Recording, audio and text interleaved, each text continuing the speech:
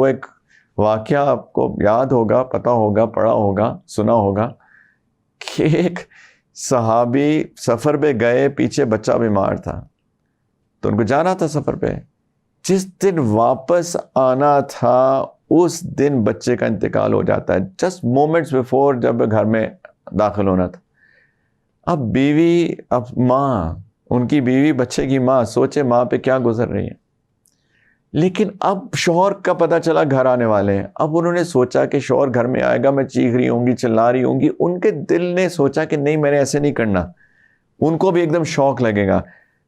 عجیب، میں تو میری سمجھ میں نہیں آتا یار، یہ کیا خاتون تھی، کتنی بہادر خاتون تھی. اور وہ آئیں تو انہوں نے اپنے آپ کو میک اپ کیا اپنا اور شوہر کو ویلکم کیا. بچہ اس کا انتقال ہو چکا ہے، اور اس جب ہوئے تو انٹیمیٹ ہوئے اور دے ہیڈ ریلیشنس.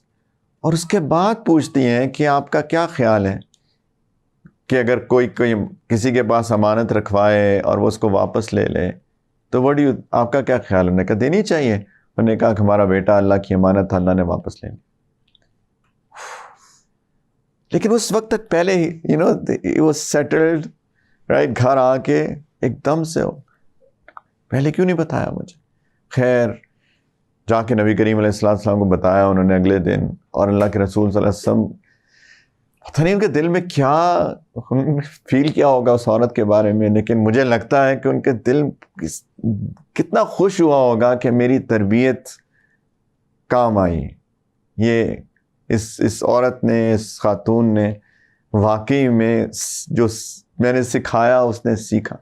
کیا صبر اس عورت نے دکھایا، اور وہ تقدیر کے ایمان کے بغیر نہیں ہو سکتا. نو وے.